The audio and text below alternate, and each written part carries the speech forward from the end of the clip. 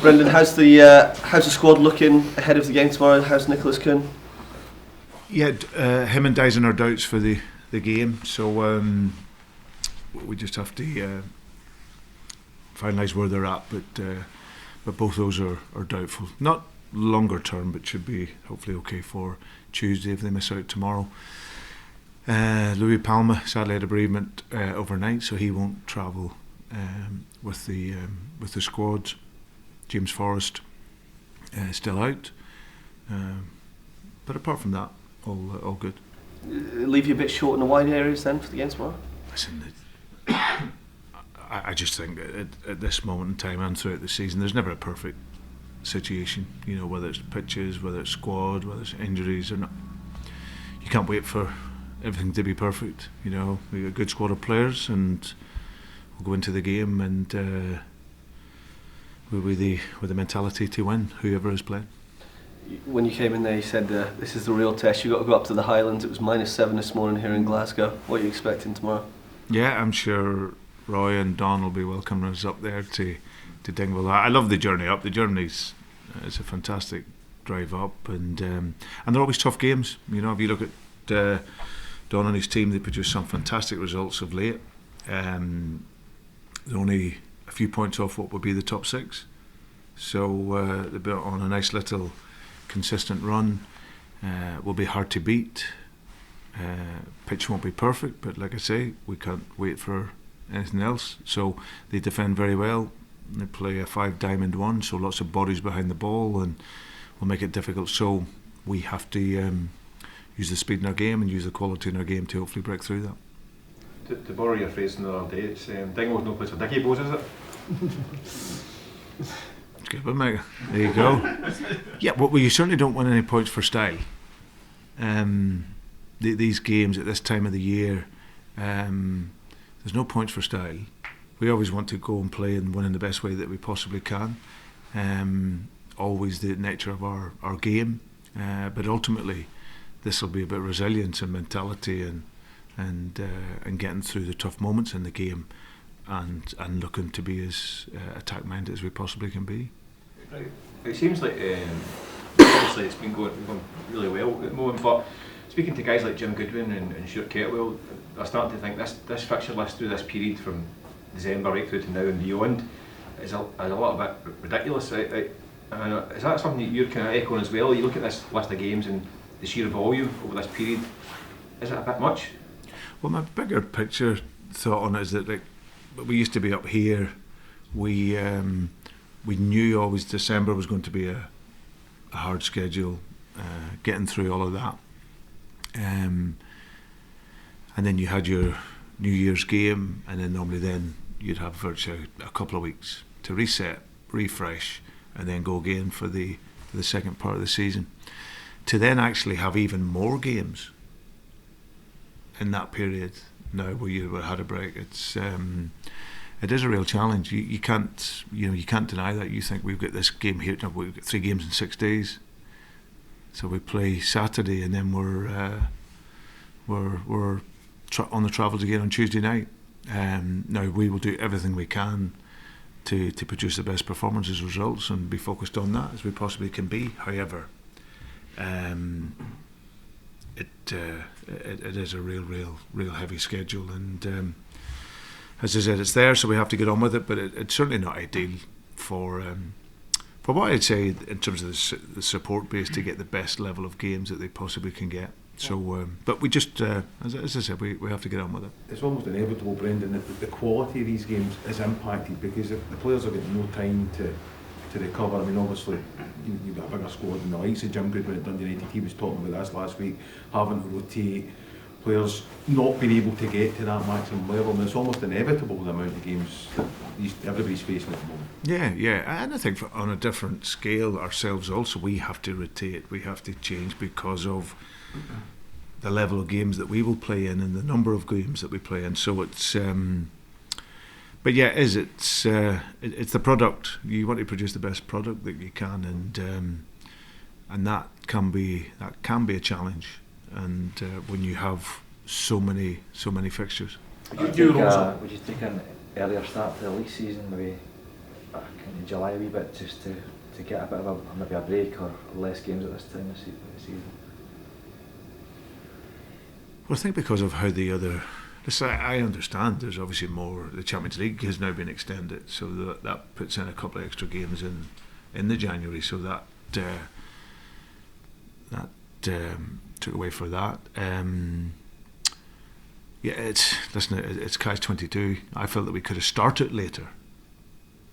We actually we started earlier than, say, some of the other leagues. So I felt that extra little period, we get to the Scottish Cup final and then we're back in before the end of June. So yeah, it's definitely increasing. There's absolutely no question about that, and the demands on players. But as I said, we have to cope with it and manage it the best possible way we can. In the wider kind of context, we've got 2 teams in Europe in January, but both squads are going to be battered for 6 weeks solid before they get to that game. We're trying to kind of elevate the national level in Europe, aren't we? We're not really helping matters by doing this, have we? Well, certainly it doesn't help. It doesn't help, and but hopefully going forward, we can find solutions to that. I think, as you say, the spotlight will be on ourselves and Rangers in European competitions, and but like you say, you're going to come out the back end of a really grueling schedule. So, but like I said, we have to cope with it, and maybe in the future, the organisers and guys can look at ways of which can help. You're always a big advocate of the winter break. Invariably, your teams did kind of kick on after it. Is that something you'd like to see reinstated, if at all possible? If it was ever possible, I think it's for the greater good of the game, for supporters. You look at the January schedule as well. You think of the finances for supporters. Ultimately, you come off the back of a Christmas period. You're into sort of a run of games.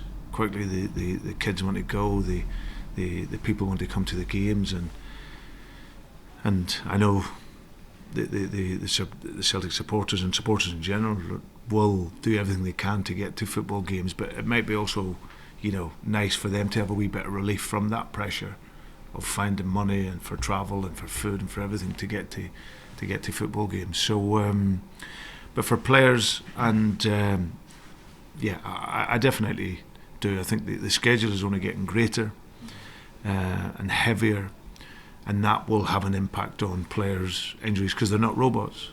They're absolutely not. Like, players are now as fit as players have ever been in the history of the game. However, they aren't robots, and they need that recovery time. And I seen a schedule in there at the end of for the end of this season. You've got like a Champions League final, and 2 weeks later there's a Club World Championship starting in America. Like, how are you supposed to, how are you supposed to recover? How are you supposed to get yourself ready again? It's a real challenge for the modern player, and especially the top player. But I think in general that circuit breaker is good for everyone, and if there's ever a way for it to come in, then of course I'd be very supportive of that. Is it a player safety issue as well, Brendan? I mean, these players, you mentioned how fit they are now, but they're pushing their bodies to the maximum here. There's bound to be breakdowns along the way. There will be, yeah, and I think that's the why us as managers and coaches and what we'll speak on that in that terms, because we see the players every day, we see physically what they put in, we see the resilience that they have, but they are not machines. They're not machines, and we want to produce the best football that we can for supporters, so they get the value for money. You never want it to be a slog. You never want the tempo to drop and all these types of things. But that will invariably happen once, as I said, you're just churning out all these games and with very little recovery in between. And I think you said after the Rangers match, perhaps the points gap was so big the players might have subconsciously had an effect on that. Given that the points gap is now 15, do you have to say to him, don't be distracted by this? No, listen, firstly, the points gap is there because we've been so consistent.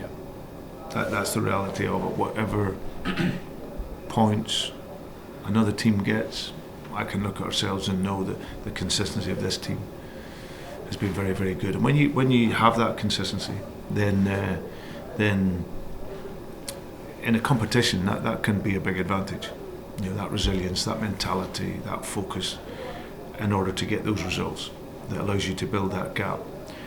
But absolutely, I don't think it's one we can ever take our foot off the pedal. The Rangers game at Ibrox a few weeks back, yeah, that was it. Listen, I know at sport you can lose, but the general intensity of our game was nowhere near anywhere where I would expect it to be and want it to be at. So that's a great learning, and the game has been a learning opportunity for us, because you can't be not that competitive in a game of that magnitude, and my teams have never been that in the main, and I wouldn't expect them to be anywhere near that level again. So but the learning opportunity was that, and the simplicity of it, if you don't put the effort in and the work rate, you won't get your wins. And this is what this team have been brilliant at. Consistently they produce, and that's what we focus on. It's what our messaging is, and it's what we demand every single day. Are you surprised that you're 15 points ahead, Brendan? 10th of January, 15-point gap. It doesn't really matter now, if I'm honest. We just have to keep churning out the results and performances. You can only win your games, I think, as I've said before, I repeat, the consistency of which the players have shown is a great testament to them, because that can get overlooked. You know, the focus can always be about teams dropping points and whatever else, but I can only look at my team and the club as a whole, the consistency and the level of which you can repetitively perform and win after winning. It's not an easy thing to do, and there's many examples of that, but this group and the mentality and the club as a whole, consistently how we keep going, it's really good, and we want to keep doing that. Is anything being confirmed in terms of any players going out on loan? There was talk of Odin Thiago Holm maybe moving out. Is anything actually been confirmed as of yet? Hopefully that will be confirmed soon. He's due to go out on loan. Obviously Stephen, whilst he's gone away to get some game time, there may be one or two others over the course of the window, but yeah, just at the moment there's lots of conversations both in and out, and we'll see what develops.